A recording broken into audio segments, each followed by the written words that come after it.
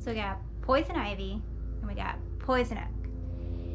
Hey guys, and welcome today to this video about the difference between the two and my personal experience with each of them. So welcome to my channel, Rayne Ventures. My name is Bailey Rayne, and let's start this conversation.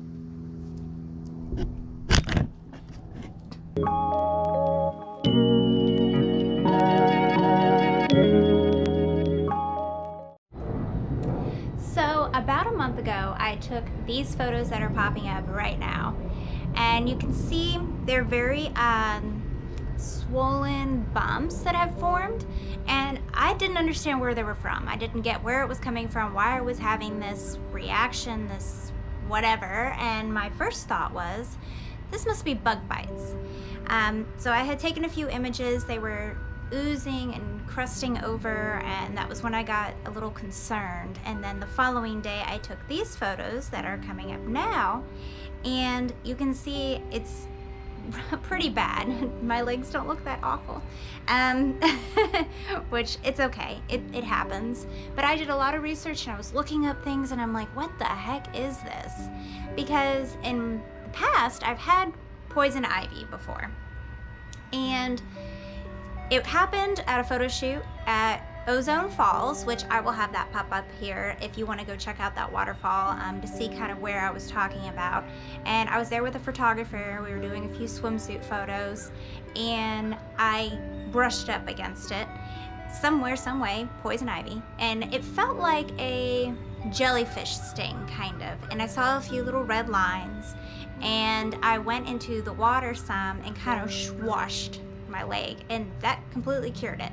Now keep in mind, I have grown up my whole life in Florida, so poison ivy has always been around for me, always. Poison ivy, and you hear the saying, watch out for the 3 leaves and all of that stuff. So if I ever have come across it before that experience I had coming up here with poison ivy, I must have not had a reaction to it, or I just was lucky enough never to touch it.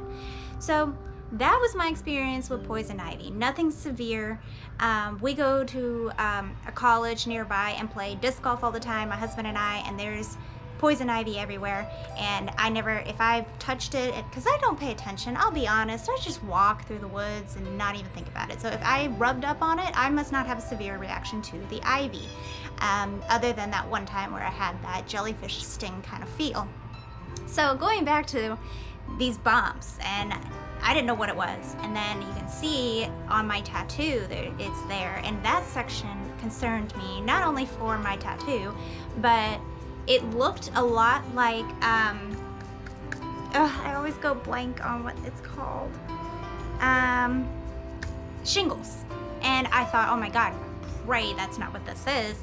You know, I've gotten my chickenpox shot when I was growing up. I shouldn't be able to get it, but I do know my mom had gone through it, and it was awful. And the amount of itching, you have no idea.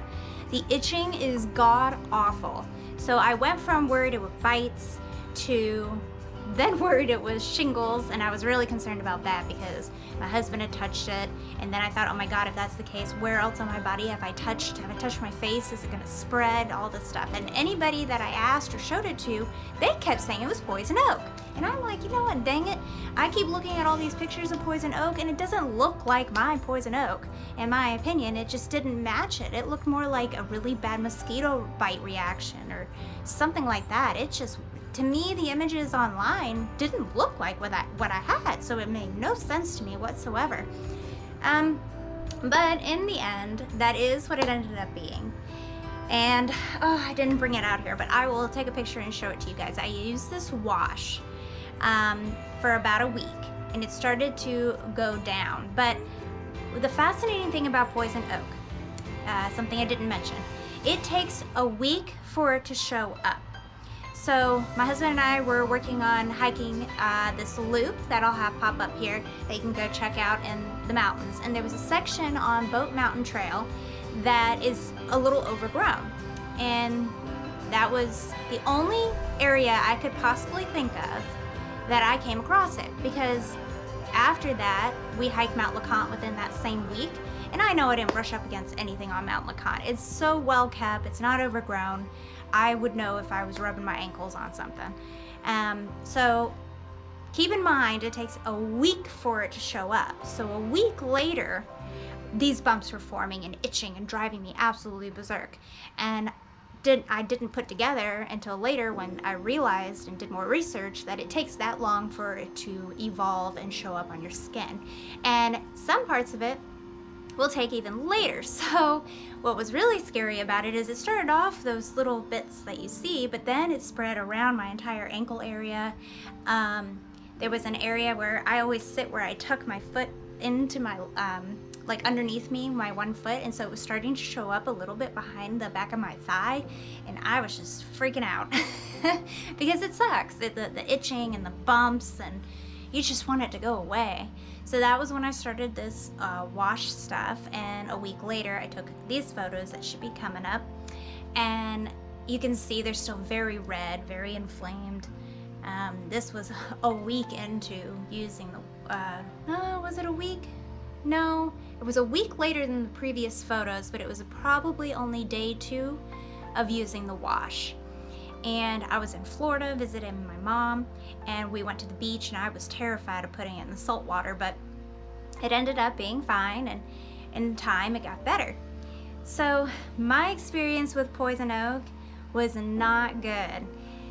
If it doesn't look like the images, don't count it out of your self-diagnostic of what it could be. It's gonna be like oozing, scabbing. They can look like bites. It can look like a whole area of red and rash, kind of like this section by my tattoo. There are different, it reacts with people's skin a little differently on everyone. So this was my experience with it, and you know, really look for the differences. Now I still don't care if I come across poison ivy, but I am terrified of coming up across poison oak again. So these are the images of what poison ivy looks like and what poison oak looks like.